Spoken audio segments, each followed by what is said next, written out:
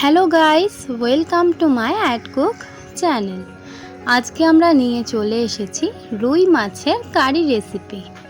এই রুই মাছের কারি রেসিপি বাঙালিদের খুবই পছন্দের একটি খাবার। দেখে নেওয়া যাক এই রেসিপি। এখানে আমি কড়াইতে তেল দিয়ে দিচ্ছি। তেলটা গরম হয়ে আসলে আমরা এখানে দিয়ে দেব কুচিয়ে রাখা একটা বড় সাইজের পেঁয়াজ। যেহেতু এখানে মাছের কারি বানাচ্ছি, তার জন্য এখানে পেঁয়াজের পরিমাণটা খুব বেশি দিতে হবে।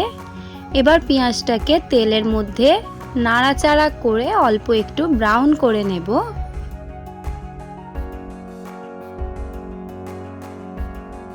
দেখুন, এখানে কিন্তু আমাদের পেঁয়াজটা অল্প একটু ব্রাউন হয়ে এসেছে। এবার দিয়ে দিচ্ছি স্বাদ পরিমাণে নুন এবং এখানে দিয়ে দিচ্ছি হাফ চা চামচ লঙ্কা গুঁড়ো, দিয়ে দিচ্ছি হাফ চা চামচ হলুদ গুঁড়ো, দিয়ে দিচ্ছি 2 চা চামচ আদা এবং রসুনের পেস্ট। এখানে আপনারা শুধু রসুনও ব্যবহার করতে পারেন। এবার সব মশলাগুলো দেওয়া হয়ে গেলে ভালোভাবে নাড়াচাড়া করে মিশিয়ে নেব। নাড়াচাড়া করতে করতে কিন্তু অল্প অল্প জল দিয়ে আমরা নাড়াচাড়া করে নেব। এবার আমি এই পর্যায়ে দিয়ে দিচ্ছি টমেটো কুচি। একটা মিডিয়াম সাইজের টমেটো আমি এখানে কেটে নিয়েছি। টমেটো দিয়ে এবার ভালোভাবে নাড়াচাড়া করে টমেটো এবং পেঁয়াজটাকে গলিয়ে নেব। যেহেতু এটা রুই মাছের কারি বানানো হচ্ছে, তার জন্য এখানে পেঁয়াজ এবং টমেটোটাকে অনেকক্ষণ ধরে কষতে হবে। অর্থাৎ এখানে আমরা 20 থেকে 30 মিনিট এই যে কাইটা হয়েছে এটাকে আমরা ভালোভাবে এই কাই থেকে তেল বের করে নেব। কারণ যতক্ষণ না পর্যন্ত পেঁয়াজ থেকে তেল বেরিয়ে আসে ততক্ষণ পর্যন্ত সেই জিনিসটা খেতে ব্যাপক হয় না।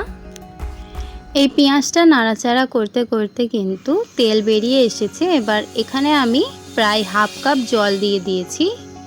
প্রথমে হাফ কাপ জল দিয়ে নাড়াচাড়া করে অল্প একটু মিশিয়ে নিয়ে আবারও 1 কাপ জল ঢেলে দিলাম। নাড়াচাড়া করে প্রত্যেকটা জায়গায় জলটাকে মিশিয়ে নেব। এবার আমাদের এই ঝোলের মধ্যে দিয়ে দিতে হবে রুই মাছের পিসগুলো, যেগুলো আমরা আগে থেকে ভেজে রেখেছি।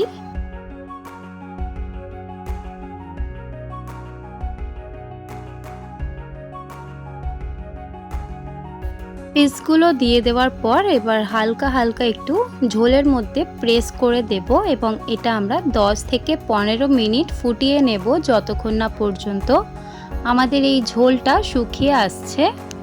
15 মিনিট পর ঢাকা খুললাম। দেখুন, রুই মাছের কারিটা পুরোপুরি কিন্তু ঝোলটা শুকিয়ে গেছে। এই পর্যায়ে কিন্তু রুই মাছের কারিটা আমাদের সম্পূর্ণ রেডি। এটা এবার আমরা সার্ভ করে নেব। যদি আপনাদের এই ভিডিওটা ভালো লেগে থাকে তাহলে অবশ্যই লাইক, শেয়ার এন্ড সাবস্ক্রাইব করে দেবেন। যদি আমার চ্যানেলে নতুন হয়ে থাকেন তাহলে অবশ্যই চ্যানেলটিকে সাবস্ক্রাইব করে পাশে থাকবেন। দেখা হবে নেক্সট ভিডিওতে। আজকের এই ভিডিওটা দেখার জন্য অনেক অনেক ধন্যবাদ।